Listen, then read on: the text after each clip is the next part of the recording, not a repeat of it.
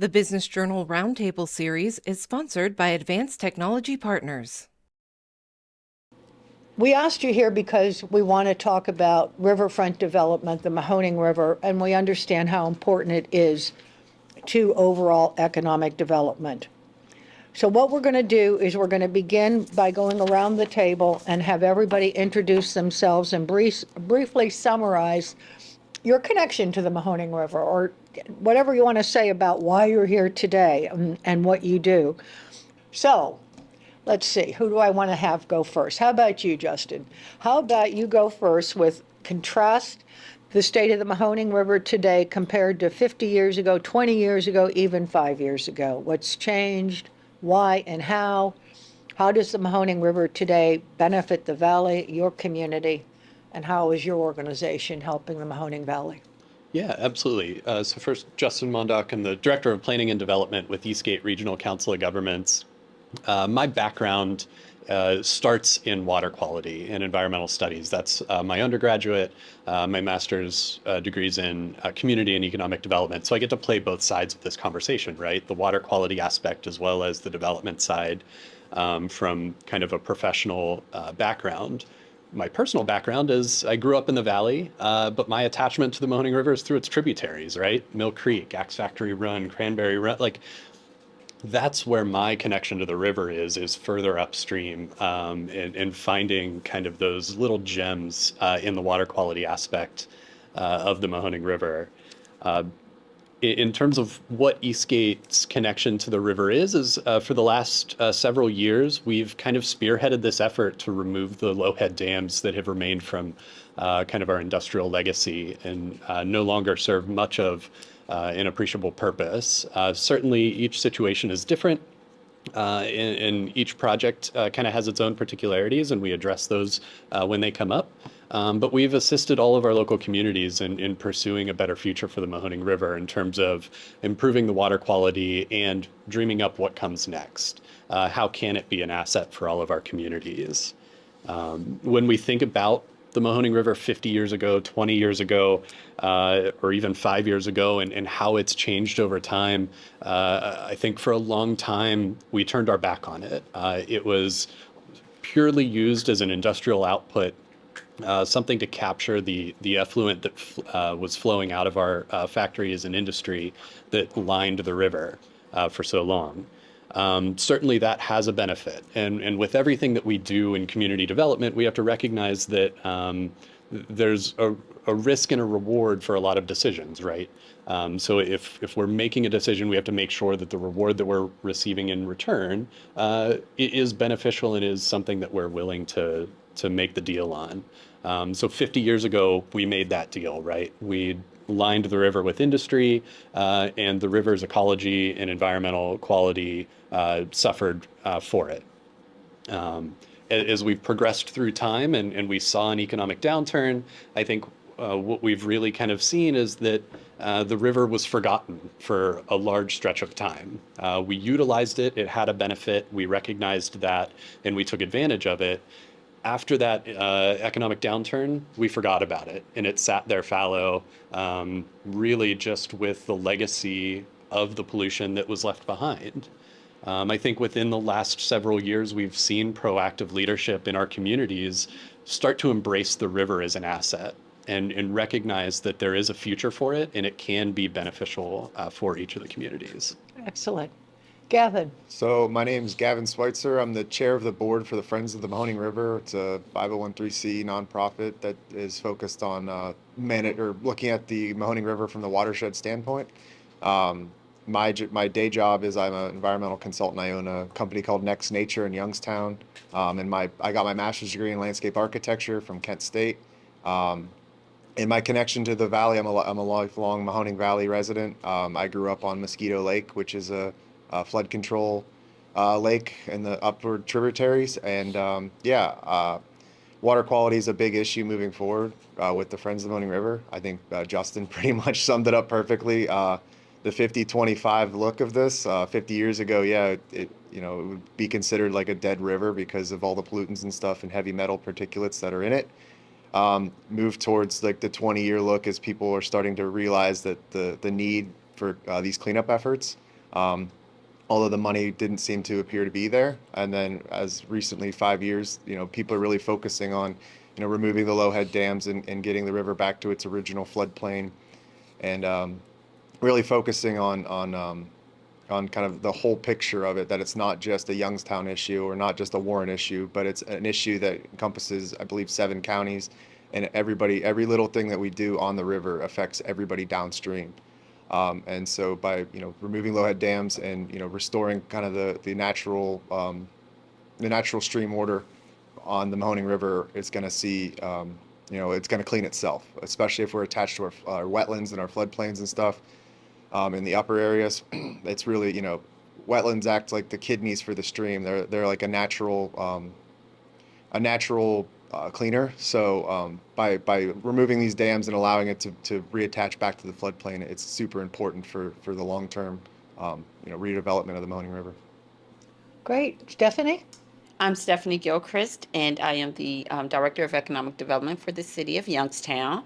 And for me, the importance of the river, it comes from me twofold: from the economic standpoint of the city of Youngstown, and looking at what our neighboring cities and what other cities in the state are doing, as far as even Cleveland with the $3.5 billion investment they're making into their riverfront. It really sparked the interest for me also as a resident of the city of Youngstown. For us, what we would love to see happen is to look at the future of the riverfront, right? Yes, 50 years ago it was polluted. Then 20 years ago we started seeing people, wait, I'm like, you're kayaking on the river? And then even 5 years ago, just the interest of everyone starting to peak. And so since being in this role, it had me interested in looking at how can we as a city revive this riverfront? What can we do to develop on the riverfront with families and its attractions, and it becomes more than just a concert in our city, but we can actually enjoy the nature of this city through the riverfront. And so my seat here today is for the city of Youngstown and its interest in it, especially being that we have one of the largest stretches of the river right there in our literally backyard of downtown Youngstown.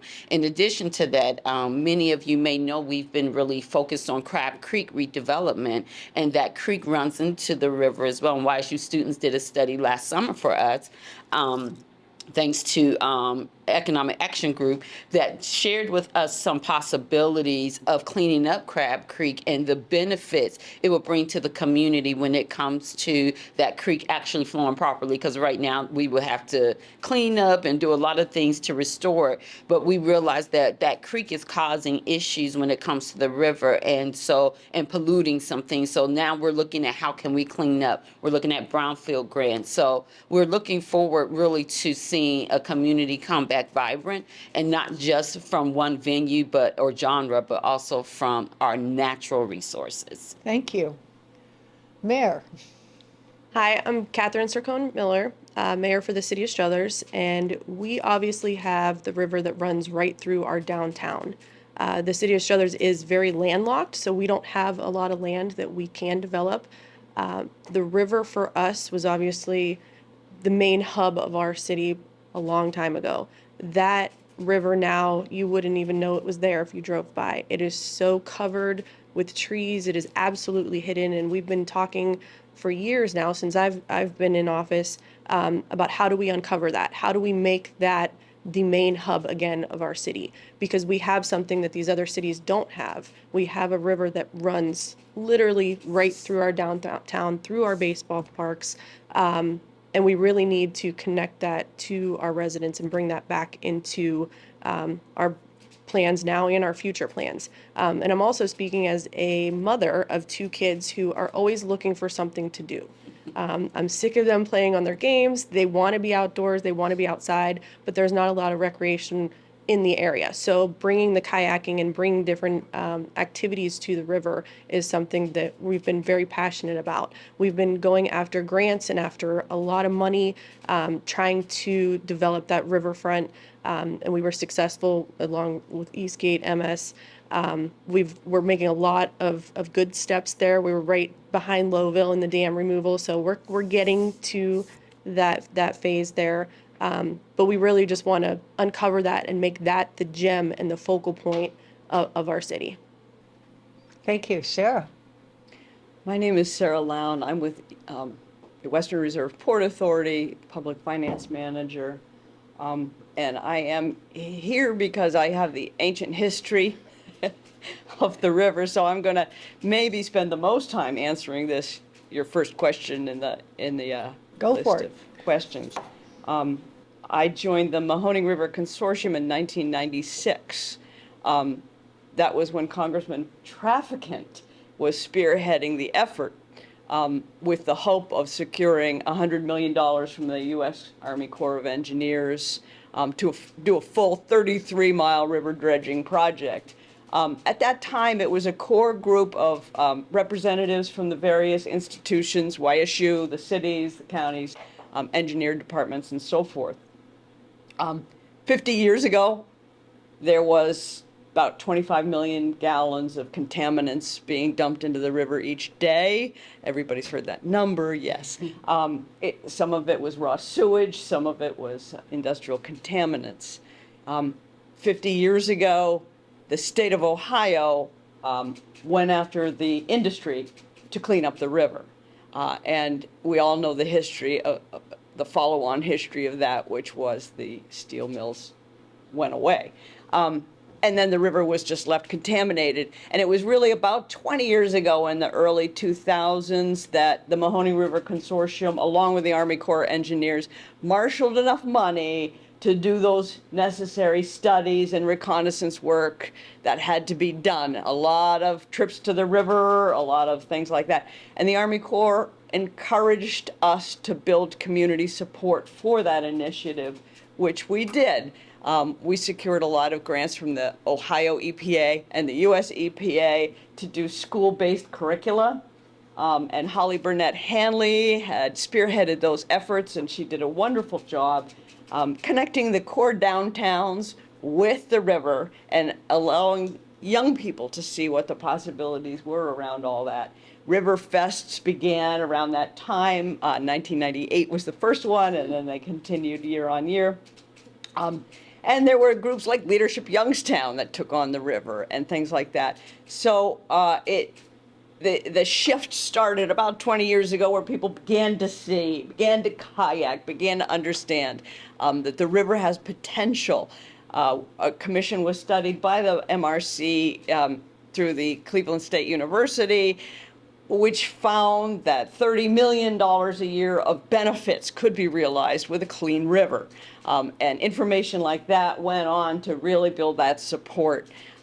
We established the Mahoning River Corridor Initiative, which focused on the lands along the corridor of the rivers, because those were all now brownfields and contaminated.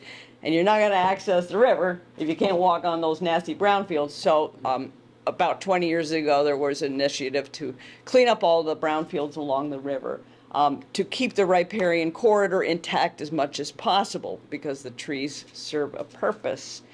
Those were the kinds of visions that began around 2000, 2005, somewhere in there. We formulated the Mahoning River Corridor Mayors Association around that time, because it became important, in order to secure funding, to have the kind of leadership support and to show that we can get along between the communities.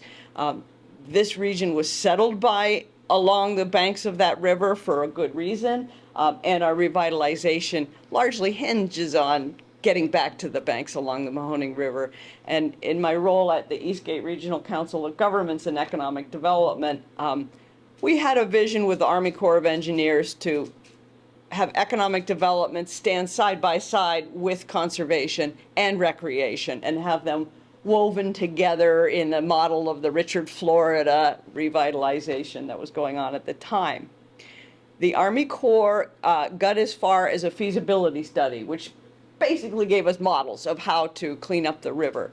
When the Youngstown State University faculty reviewed the proposed model, no one was in love with it. It didn't seem to serve what we were hoping it would. Simultaneous with that, the US EPA went to the Army Corps of Engineers and said, well, you have CERCLA liabilities there. And I know I'm getting boring and techie here, but No, you're good. the CERCLA is the Comprehensive Environmental Liability Act, which then told us we had to have to go back to the 33 river miles, trace who had done the polluting in the past, and file legal action against them for recovery. That was not a reasonable action. And so we parted from the Army Corps as friends. And that was 20 years ago. And then along with that, it began the dam removal. And there was this Watershed Restoration Act funding coming through the state, that if one community did a water cleanup project, instead of paying interest on the loans to the city or to the state, those monies could go toward a cleanup project, and that is how the dams are cleaned up. And no one understands how the money flows, so don't worry. But the dams held 80% of the contaminants. And so everyone said, well, why not clean up the sediments behind the dams, get 80% of it done, and let the rest of it flow and nature take its course. And that has been the rest of history, you might say, on the cleanup of the river. But we continue to have the mayors meet and identify and advocate for those kinds of causes that each city shares, both economic development, recreational, and community development oriented. And it was the Mahoning River Consortium that really began to develop all these little different initiatives to create more community support and awareness around the river. And then Eastgate took over with a river-wide plan, much more formal action, which was much needed at the time. Well, that was outstanding. Yeah, I mean, seriously, I mean, whew. Filled in a lot of blanks. Katie? Thank you. Yes, I'm Katie Phillips. I'm with MS Consultants. I'm a project manager with MS Consultants. I'm also in charge of the planning group, so I'm an urban planner. Went to school to be an urban planner. I am from the community as well. I'm born and raised in Boardman, and so I of course, care about the community because of that reason, and I'm still here, which sometimes we're all surprised by when people decide to stay in this community. One of the main reasons I have decided to stay is as I work for MS Consultants, which is an engineering, architecture, and planning firm. I've had the opportunity to work with the Mahoning River. A lot of our projects revolve around the Mahoning River, and beginning with the Mahoning River Revitalization Corridor Plan that began in 2019. I believe it ended around 2021. This was an Eastgate funded plan that MS Consultants was able to work on as the lead consultant on that job.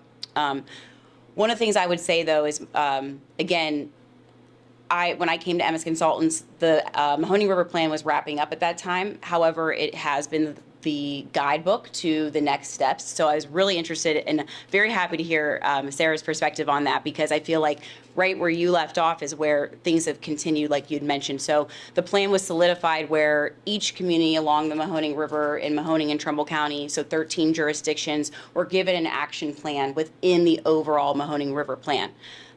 So as an urban planner for MS Consultants, we are very happy to have take on those implementation strategies that have been put into the plan and hopefully try to take them to those next steps. Not only does our planning team work on those types of projects, our engineering team is also highly involved on projects on the river. So we've worked on project management of the dam removals. And we also work on CSO elimination projects for the city of Youngstown. So the projects that help, allow so that we don't have sewer overflowing into the river. So that being said, I feel like I come at this from the standpoint of a community member, an urban planner, and someone that works with engineers. So I get all sides of this. And I would say that I'm very thrilled that all these different projects that were laid out in the original plan are starting to take form. So again, learning from all these wonderful people and all the way that led them here today, I would say the most thing that MS Consultants is focused on is the fact that we were recently able to secure funding to take the projects that were laid out to the next step. So recently we secured nearly $12 million with Eastgate Regional Government through the Appalachian Community Grant Program to develop 5 parks along the Mahoning River in Trumbull and Mahoning County. So those are happening and underway, and those are what we were discussing, which is how do we actually access the river? We have limited areas in which we can access it safely that's not guided by or restricted by railroads. So given that information, we know our access points. We were able to lay it out in the plan, what those types of projects would look like. A lot of times it's park, it's getting people to the river, it's making it so families want to come there. And again, the funding that was secured is going to develop further 5 different parks along the river, beginning in Lowville, Struthers, Youngstown, Niles, and Warren. And those are things that our firm is currently under is designing those parks, and then those projects will complete it in October of 2026. So again, I come at it from a member of the community. I come at it as a consultant, and also as a consultant. If I were to come to this community without knowing anything about it, I would say your biggest gem and asset is your Mahoning River. If you are concerned with people moving here, if you're concerned with families wanting to stay here, your biggest asset is developing your river so you have recreation and tourism. Well, before we get to the status of all the dam projects, is the Mahoning River clean? Can I swim in the Mahoning River? Would I dare? I mean, how clean great is it question. today? So I know we took a kayak trip not too long ago, and I went with my husband and my kids, and the whole way down the river, you can see clearly to the bottom. So I know I didn't even think that was actually possible from the stories that I've heard, but being on the river and seeing it and looking down, my kids we can see fish. Look at all these fish. You could see, I mean, it's very, very clear for us. And I know we work with the EPA and different things with our wastewater treatment plant, but I was very shocked at how clean it actually is. I feel comfortable with letting my kids. Anyone? Yeah, I would say, it depends on what your definition of clean is. I guess is it's never going to be like a high mountain glacial stream. That's just a reality of having industry, being a post-industrial city like Youngstown. I think the water is every year getting better. The years of organic material has kind of created a cap on the bank. So as long as you don't pierce that cap, it would be considered relatively clean. What does that mean? So a lot of The cap, what does that mean? So there's still the dredging projects are used to to suck out the heavy metals that are in the banks that are from years of industrial pollution, and then kind of nature cleans itself. So the material the organic material that goes down the river kind of forms on top of the inorganic waste material and creates almost like a buffer area of clean soil. So as long as you stay on that, but if you go down 2 or 3 feet, there needs to be more dredging, I believe, on that to get the contaminants, the historic contaminants out of it. But in a kayak, we have kayak trips all the time with friends of the Mahoning River. It's the access points have been well cleaned, and I would be I've been on a kayak on the river many times, and it's an enjoyable experience. But you wouldn't swim in it. I don't know. I'm very weird about swimming in anything because I feel like as an environmental consultant, I've seen too much. So there are certain times where it's if after rain, I'm not the one to answer that because I've seen too much. I asked this question of my peers at MS Consultants before I left yesterday, and I was talking to them about their views on this because, yes, they would agree. They would say swimming, probably wouldn't recommend it. Being splashed by the water in the river, that's not going to harm you. You don't want to ingest it. However, That's almost any river that's along an industrial area or urban area. So you go to Denver, if you go to any other community, it's the same. The quality is similar. You can get on a kayak, you can get on even a raft potentially, but you'd probably be submerged more. It is something that we wouldn't recommend swimming in. However, but these are the rivers that if you have an urbanized river, that's just what it's going to be. Also, with the combined sewer overflows, they're addressing those in the city of Youngstown and all over our community, and that's lessening the overflow of sewer into our river. However, there's almost always going to be an opportunity where sewer potentially could get into our river. However, if our rivers are self-cleaning by removing those low-head dams, the river's doing its job. It's diluting that contaminant, and that's what most rivers do throughout the United States. Is they do get contaminants in it, but as long as they're free flowing, they're able to clean themselves. So I would take my children on the Mahoning River. I don't know if I'd completely submerge myself if I didn't have to. This is the honest answer. Yeah, and I think there's kind of another element to how clean is the Mahoning River, and that's what does the upstream look like? What does the tributary look like? Stormwater is a huge kind of component of water quality deterioration. So making sure that our communities upstream of the Mahoning River are prepared to implement products to alleviate some of the stormwater concerns, not just from a quantity aspect, but a quality aspect as well.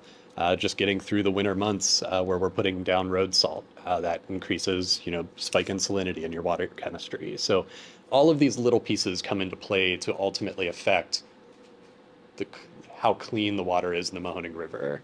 But yeah, we rely on data from the Ohio EPA to tell us, are we meeting attainment levels? Are there specific locations of their sampling where their data is indicating that we're not meeting attainment? That's kind of how we were led to the dam removal projects, is reviewing that data. Those impoundments are impediments to water quality, which is the impetus for wanting to remove those. Because as I had said before, there was that cost benefit kind of like return on investment case. Are we going to sacrifice the environmental quality here for the economic return? It made a lot of sense back in the day. Today, I don't know that argument still holds water. What about the dams and the Levittsburg Dam? The controversy there, it's in court. How many dams have been removed? Where do we stand? And can the whole Levittsburg thing mess everything up? So yeah, just to kind of give a high-level overview of all the dams so far, Lowville and Struthers completely out.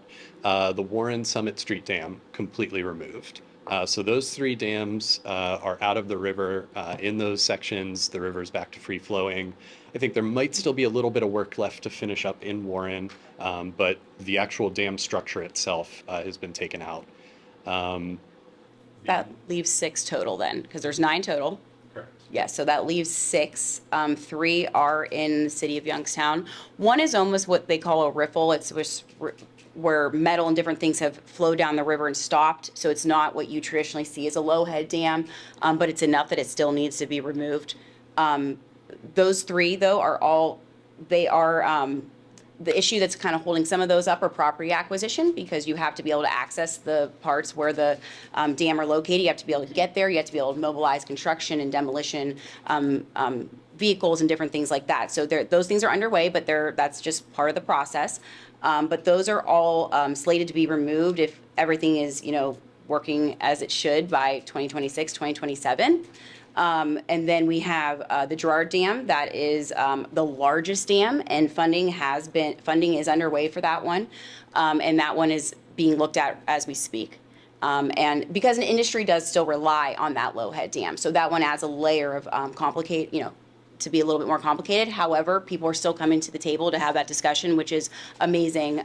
So that one hopefully will be underway in the next couple of years as well. And then we have our Main Street Dam in Warren. So there still is one more dam in Warren. And then again, the Levittsburg Dam that you brought up.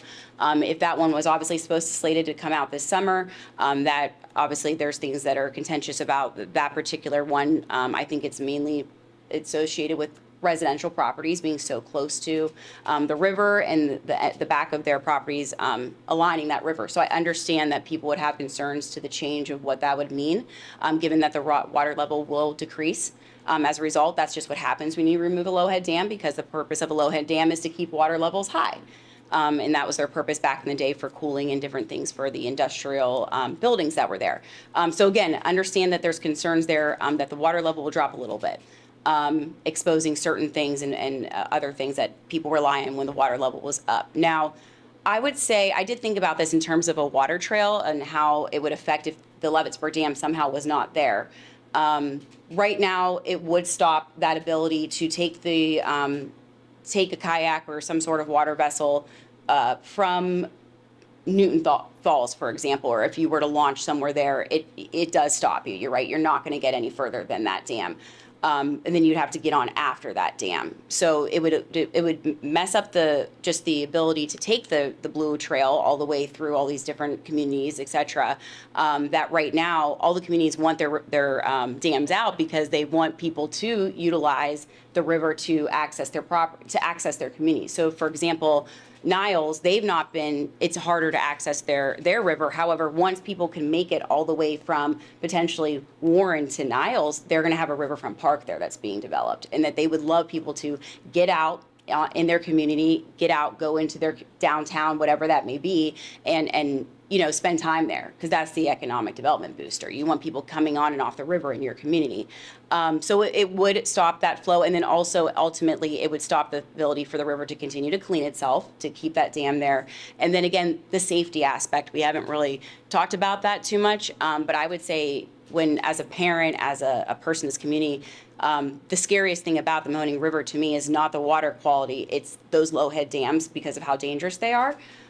Just looking at one instills fear in me because I know that they basically are a death trap. So for me, that's the other issue. So yes, it affects that people would be able to navigate on the water all the way down through the other communities. It would affect the water quality, but again, you still have an extremely dangerous component of something right in your back, right in a community. But that's the high level status of the dams, but they technically all are slated for funding to be removed over the next 2 to 3 years if everything goes according to plan. Tell me how that happens. So you say that all the pollutants, contaminants gather right at the dam. So they have to go in and dig those out, I take it, and then take down the dam? So, just from a standpoint of what a dam removal is, everybody focuses on actually taking a hammer to the dam itself. And that's because it's called a dam removal. So, but realistically, I would say, Katie could probably speak more to this, but 80% of the funding comes to studies and as well as dredging the upstream and downstream portions of it. And then the dam removal is it happens last. But so nothing is done in a vacuum. All these teams work together to make sure that we're not adding any more pollution that's already there. So that's where people get hung up on, they think all of a sudden it's just going to be breached and then there's just going to be this wall of water that goes down the Mahoning River. And that's absolutely not the case. It's been studied. There's, hydraulic modeling that's done for the area, what it would look like once that dam's removed. There's barges that have the dredgers on it that will actually, suck the heavy solid particulates out of the banks. And then, and then it's done. Then the actual jackhammering on the dam is done over the course of a couple months. So it slowly draws down that water level. And then, an engineered riffle or something will kind of act as the a natural feature of a stream is the riffle pool complex. So that just adds a riffle, so then you can safely go over it. So yeah, it's dam removals get kind of the actual seeing the dam come down. It's not like the Berlin Wall. It doesn't just get pulled down. It's very methodical, and every aspect has been thought about. This isn't done in a vacuum where it's just people saying, hey, we want to do this because we think it's good for the community. They work with several partners and stuff to make sure that it's done responsibly. So as I hear the Levittsburg residents through news accounts, they're concerned that the contaminants will spread.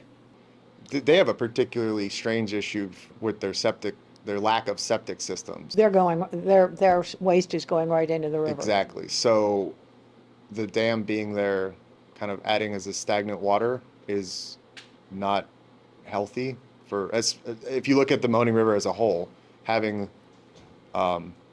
septic being dumped directly into it and then dammed on the upstream side affects every township downstream of Leavittsburg. So if we look at the Mahoning River not just from a vacuum of Leavittsburg, but as, like I said, 7 counties involved, then we should be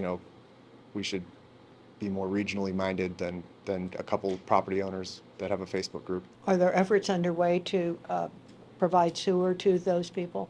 Yes, absolutely. And I think there was just a news article the other day for the first phase of constructing the wastewater treatment facility in Meadowbrook would be that first phase. So the Trumbull County Sanitary Engineers has a project programmed and in place to address at least the first phase of failing septic systems in that immediate area.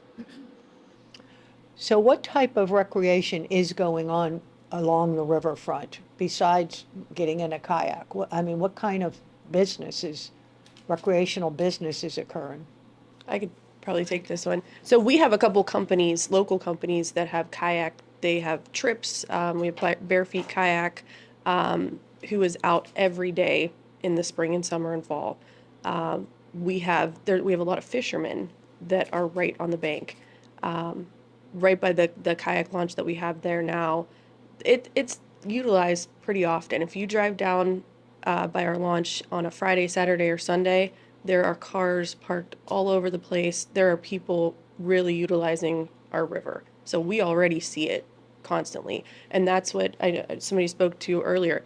We want these people parking, getting out of their car, whether they start at the B&O or they start in Struthers, get out in Lowville. We want that, those people visiting our businesses and visiting our restaurants and driving through our downtown and having a reason to stop, not just making their way through the town. But we've seen it a lot. We've seen a lot of people from out of town visiting. So it's done a lot for us already, and we're not even there yet. Where is your launch? See, you don't even know because it's all covered up. It's right off of, if you know where Bob Scene Park is, the baseball fields, it's right at the end there. So we're working on signage and everything, and we have 28 acres right next to that too that we're trying to develop. But there's a lot of issues that we're going through there. We don't have any utilities run there, so that's kind of our first step for that area. But like it's right there. Once we get the signage up, you'll know exactly where it is. You do have some challenges because as I mentioned, it's an intact riparian corridor, so there's trees everywhere, and the mayor mentioned that they are an obstruction on the one hand. On the other hand, when you're on a boat in the river, it feels like you're in the wilderness, and it's lovely. And those trees help with erosion control and to protect the natural habitats. So you don't want to get rid of those trees. And now what Eastgate had done with MS Consultants is identify nodes up and down the river where you can have access. And of course, Warren has done the most for having the amphitheater there and the river walk, and they started a long time ago. And so you can do all manner of activities along the Warren stretch, and I think more will come even in terms of mixed use developments around the river where you can live, work, and play with a view of the river and so forth. So Warren's kind of ahead of the game, but all the way down the other end, in Lowville, you still have the Stavage Bike Trail. And Eastgate has been working hard over the years to find ways to interconnect that bike trail with other solutions. You've got that pesky rail line that sometimes gets in the way, but you can go up road and then get back closer to the river and so forth. So there's patched together solutions for recreation. Personally, I'd like it to see a zip line all the way down the river, but I'm not a sensible person. But there are opportunities there. Are the railroads cooperative? No, not one bit. Calling you back. They're impossible. I don't have to. Absolutely impossible. They don't have to be. Their jurisdiction outweighs almost everything. And that's the issue, I think, specifically in Youngstown. Yes. They have, is it more than one railroad on each side? One. So Yes. that's why their Spring Commons property, which is behind the B&O station, is so critical of a spot. That is their property that they have along the river that people currently can't access the river there now. But that's why funding, we were able to secure funding for that particular property, because that's, again, the city of Youngstown's gem on the river is that Spring Commons property. And then in developing that, but you're right, the railroads have been, it is the reason why community members and residents, we just can't get to the water. We can't get to it. And I think we all know that water is something that humans are just attracted to. We continually want to go to the water, oceans, whatever it may be. They try to get us out of it. We want to go back in. So the river, I feel like people normally would be drawn to it, but like it's just so hard to get to. But again, that's why those careful nodes that were selected throughout the plan that are your access points, I think that the community just jumped on that, and all the different communities jumped on it. It was like, let's do it. Let's develop those small properties, however big or small, so that our community members can actually get close to the river. If I can add to that too, I know you asked about recreation. We also have bird watchers, which I never thought was something that would be attracted to kayaking down the river. We have an eagle's nest that is right by Caslow. So a lot of people will go down the river to take pictures of this nest. And there's a lot of different birds that are there as well. And I've also seen people who have their chairs just reading a book by the river. So like you said, there's some kind of draw to that feeling of being immersed in nature and just sitting there reading books. I think something else that's important to point out, Katie, I think, mentioned the Mahoning River corridor revitalization strategy, which were these action plans individualized for each community. MS did the technical report creation for that, but all of the information in there came from those individual communities. So this recreation that's occurring, some of the early development that we're starting to see is of the community's own design. It's not somebody from above pointing to a community and saying, these are the things you should do. These were the priorities and the goals that the communities themselves had set up. I know from Eastgate's perspective, we're here to help facilitate those. We don't ever want to be the one that tells a community exactly what to do. We just want to help them get to that end goal to realize kind of the priorities that they've set for themselves. So with all the turmoil right now with funding in the federal government, how does that impact this?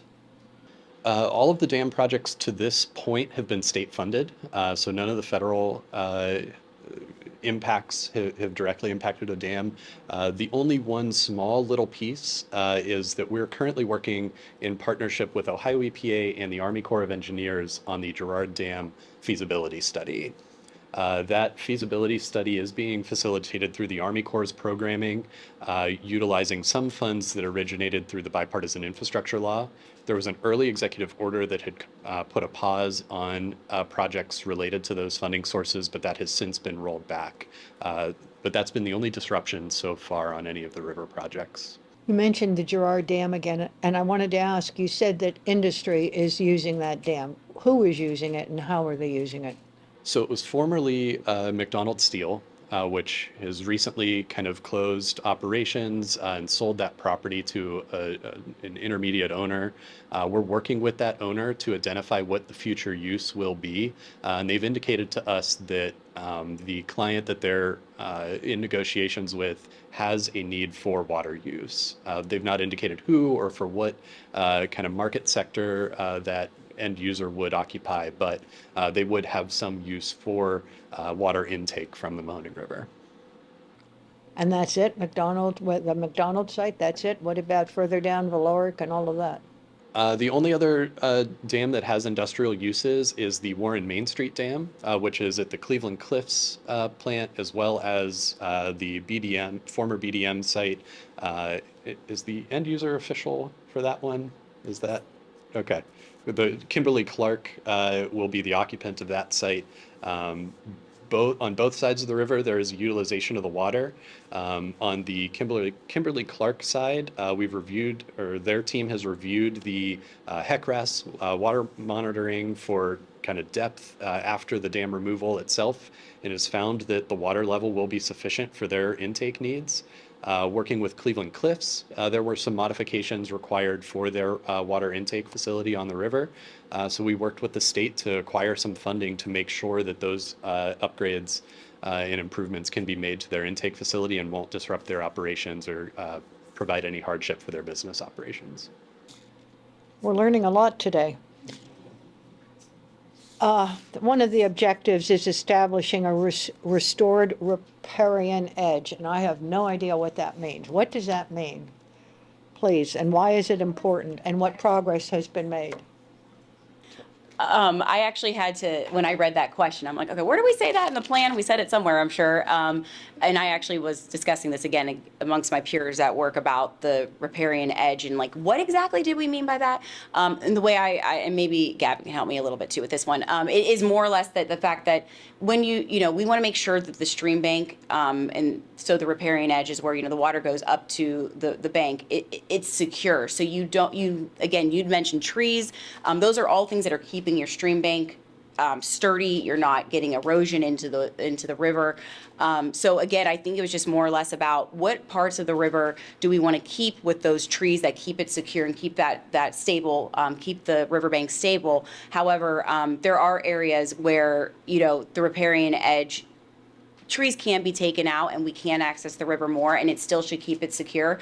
But throughout every dam removal, it comes up a lot, which is the stream bank and what's going to happen to it when the water levels change and there's dredging and all these different things. And as part of every project, there is restoration. That is the end, at the end of the project, they are going to restore all that riparian edge, make sure it's secure with whatever means necessary, if that's extra material, if that's boulders, rocks, whatever it needs to do to ensure that we're not continually eroding into the river. So that riparian edge is just honestly, it is the banks of the river and making sure that they're sturdy, because if you erode into the river, you will end up with people losing property and different things like that.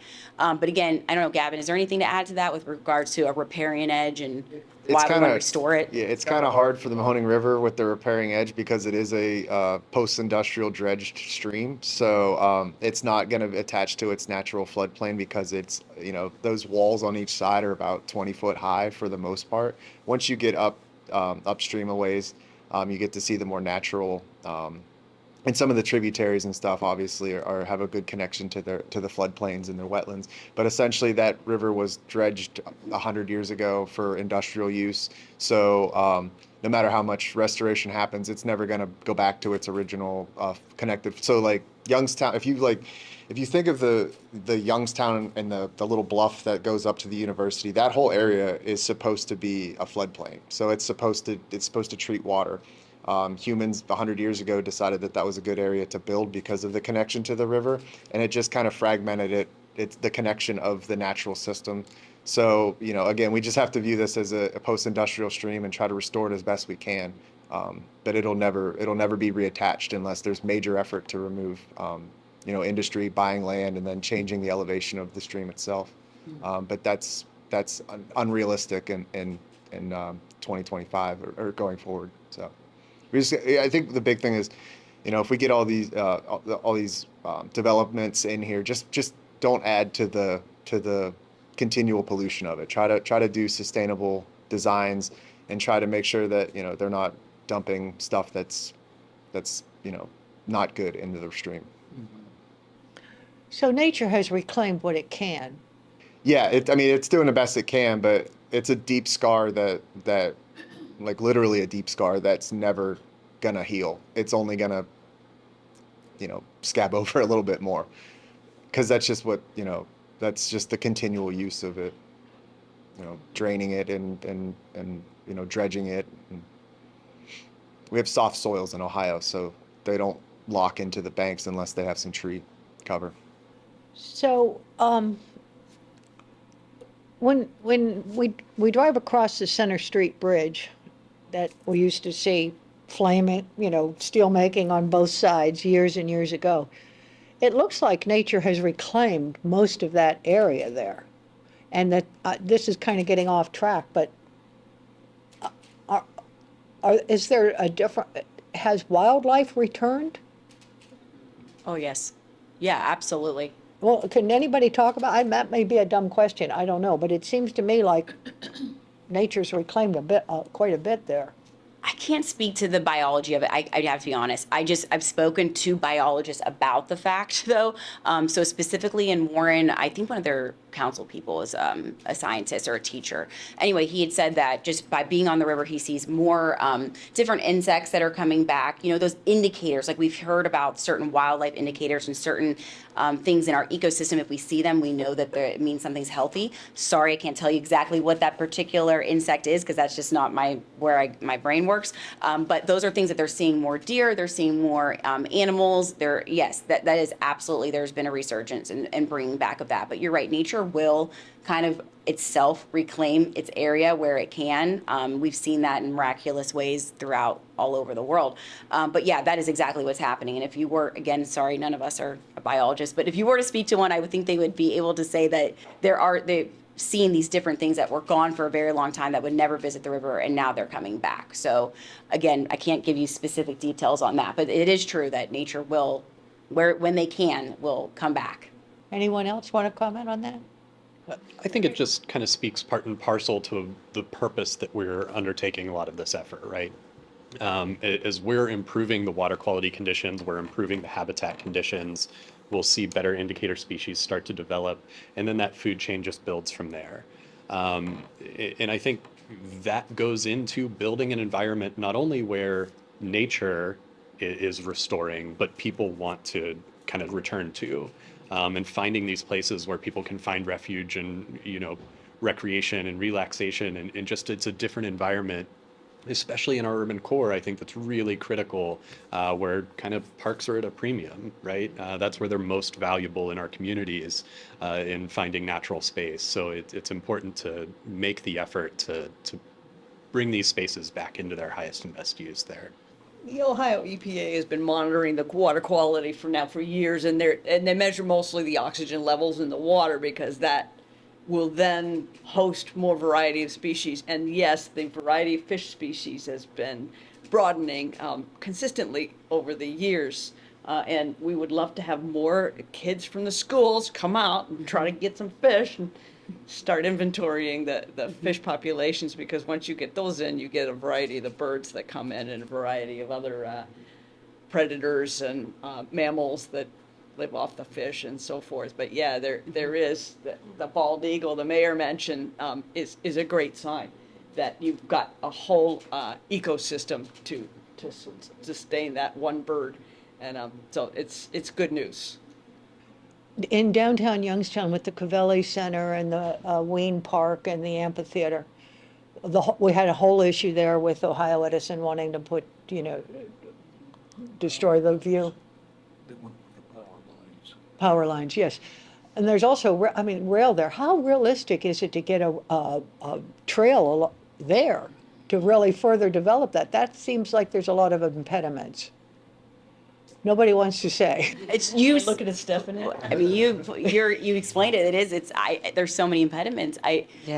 It's very challenging because where we would love to develop, when you look out, that is what you see. It's two rails. And so our public works director and myself sat down with the map in his office one day, because I'm like, how can we really connect downtown to the river and to B&O where I can walk from City Hall and it's like I can go kayaking right here and not have to go down the hill around the mulberry bush. And we were stuck because we're like, the rails are in the way. So I think we have to become creative. And I think that we have to become, like Katie stated, we've walked Spring Commons. We're working on that project now. And it's the best way, So now we're just figuring out, and we're going to have a meeting soon about how do we just continue the Spring Commons from in Mahoning Commons area, then connect us to Mill Creek Park from there. So basically going from downtown to Spring Commons to Mill Creek Park, because the rails are, unfortunately, we have one on each side of our river, and so it makes it very hard for us to develop traditionally like we would want to. And there's nowhere to put them, the railroad. Yeah. And they don't want to move. And communication is not always the best when it comes to the rails. So we all struggle with that, with communication and getting them to, just pick up a phone and talk to us. And I think that leads to the importance of river cleanups, like using the river as a kayak. That could be the recreation on the river. Maybe not a bike trail, but the kayak can act as a, you can go from point A to point B by taking a kayak down the river. I mean, there's definitely, it's more important to clean the river than anything, I think. But Are residents of these riverfront communities, are they supportive of this, or do they think do they want money spent elsewhere? I would say for the community of Youngstown, it's just, I don't think a lot of the residents are even aware of what they have right in their backyard because you can't see it. And the wayfinding signs, there's just no advertisement to say, hey, we're here at Spring Commons. I mean, a lot of folks don't even know you can still utilize B&O or go eat in the B&O. So I think for us, it's communication, cleaning up, and actually engaging them in the process of our projects and doing community engagement and outreach to let them know this is here. And a lot of folks are like, I didn't know I could take pictures by the river, and they're discovering now, but it's just getting folks to understand what they actually have in their backyard. So resident engagement is not where it should be. And I think they would be supportive if they knew what actually they had in their backyard. Yeah. Yeah, and I can say the same thing goes for Struthers. They're just not aware that it's there. It's not that big of a hindrance to anybody or anything that's going on because it's not literally in their backyard. It's through our downtown. So they're just not aware of the projects and things that we have going on. We had an intern come in from YSU, and every time he came in, he's like, Kat, people need to know about this. Like, they need to see these plans. They need to know what's going on. So we've been trying to push that through social media with different, when we get drawings and things like that, and get that out to the public so they know what's going on.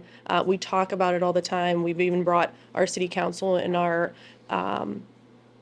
Civics Day leaders from the schools to Eastgate to try to explain to them what's going on so people are more aware of that. But yeah, like you said, it's just making them aware. So did you want to add? I just want to add a little bit, only because as part of the Mahoning River Revitalization Corridor Plan, that's a long name. There was a strong emphasis on public engagement. So a lot of time and energy was spent on engaging the community throughout that plan. And so when that came to be, a lot of times the questions would just be phrased as simple as to a resident, what would you like to do on the river? Have you ever wanted to recreate the river? So start with very general questions, and so much amazing feedback. I mean, people, there may be some people that have come along and said, like, it's disgusting, I don't care. But most people were, first of all, intrigued by the question because they've never been asked it before.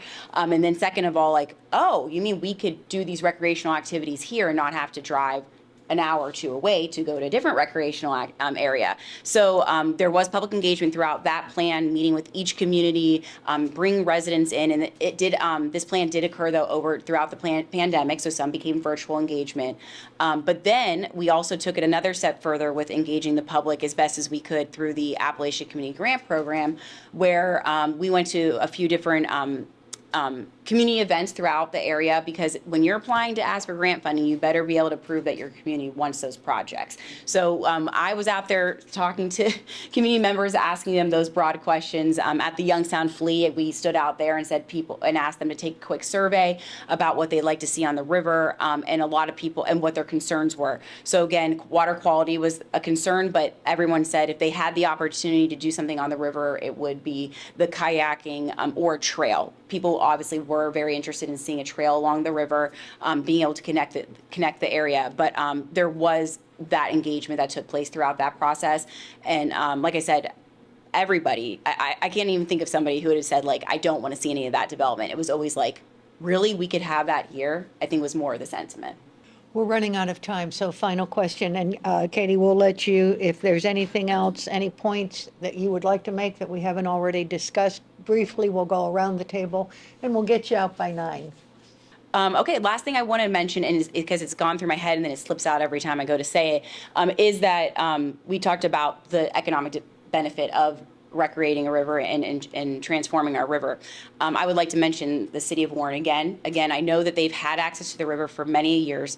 However, they do have a new development that they're hoping to see very soon. There's been a lot of word in the news about that, the developer of the Warren Peninsula.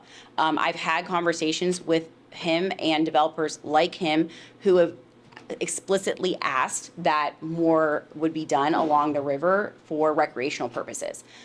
They see the symbiotic relationship between having a development like that, a commercial development, as well as mixed use with residential, being complementary to river activities and vice versa. If it were up to that particular developer, he would spend money on just ensuring that people were getting on and off the river right at that access point, right near the peninsula. So, because he's also worked in another community in Ohio where they were doing work within the river next to a development that he also was a part of.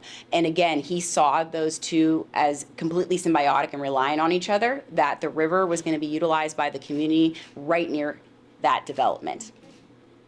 Yeah, I think that one of the overall challenges we still face is the partnership with economic development and conservation, and doing long-term land use planning where we are no longer having to widen Western Reserve Road because people want to live in the city of Youngstown instead.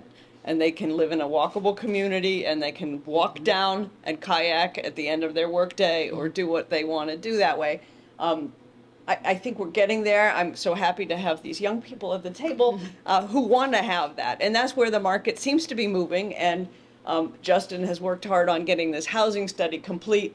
And that was the conclusion. You know, let's infill in Youngstown and in Struthers and make these communities nice, intact neighborhoods, and leave the outlying lands to grow corn instead of subdivisions, if we can.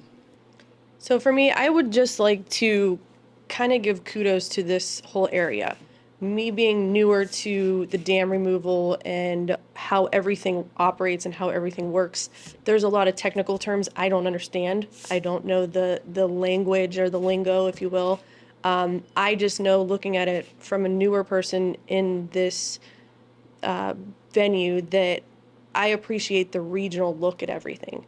So whereas Struthers is a smaller city, we don't have the funds to apply for some of these larger grants or to get everybody together. So when we have Eastgate, who's leading the charge on a lot of these things, and we have Friends of Mahoning, we have other cities who we work with, we have the Port Authority, we have the Mayor's Association, we have MS Consultants, we have all these people that come to the table that make these things happen, whereas if it was just us alone, nothing would get done.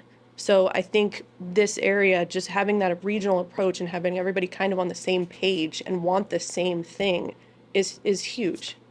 Thank you, Andrea and Business Journal, for this opportunity. I think that it's been wonderful. I am, like Mayor Kat here, new to this whole economic development from a city perspective. I'm used to looking at it regionally with the state. And so now to actually be in the city and really think about what we have as assets in this community, and one is that river. And I will continue to be that advocate for it, because I really believe that there's a way, even with rails by it, that we can develop and really make some great things happen for this community and region through the river. So thank you for the opportunity, and I look forward to working with all of you as we move forward. That's great. I think focusing on the Mahoning River is super important, and obviously for grant funding, but I also think education on the watershed as a whole, and not just focusing on the lowest elevation, which is what the Mahoning River is. Focus on daylighting streams and communities so they have access to upward tributaries. Elimination of CSOs, in my opinion, is the most important thing we could do if we're going to be an economically viable city and watershed as a whole. And just really focus on that every time you turn on your faucet at your home, that water's going somewhere. And do we want it to get polluted and go into the river and do all that, or do we want to, conserve? It's one of the pillars of recycling: reduce, reuse, recycle. We need to think about reduction and just how much we consume in the watershed. And then all these things downstream of this is less stressed out, because if we build buildings, we think about using permeable pavers and stuff like that, stuff that doesn't impact negatively stormwater runoff that eventually goes in the Mahoning River. And my life's work is, I love streams. It's my favorite thing. And it's just, I love them. And seeing the interest in the Mahoning River is very exciting, and I'm excited to see the future, especially with every great people involved. And yeah, I just think education, let everybody know what's going on. Justin, you get the last word. Always so much pressure being the last one. No, for me, really, the whole Mahoning River project is, I think it's the pinnacle of optimism, right? We spent so long cleaning up, we spent so long thinking about what happened, but turning things around and thinking about the future and what spaces can be, having communities dedicate effort, time, funding to public space and public amenities is so encouraging because it shows a shift in mindset, right? It's not resting on what was or wishing we could go back to what was. It's recognizing that there's an opportunity and we can build something better for the people that will come after. That's what kind of keeps me pushing for this project. So what fills me with enjoyment every time, we get to work on the next Mahoning River project is just knowing that mentality is there somewhere for every one of these communities, and it's really kind of optimistic. I want to thank all of you. This has been very good. This has been so interesting. We've learned so much, and our readers will learn so much, and our viewers, and I'm really excited to present this content and that you took time out of your day to come here and participate in something that I just think this is an outstanding roundtable, and I thank you so much.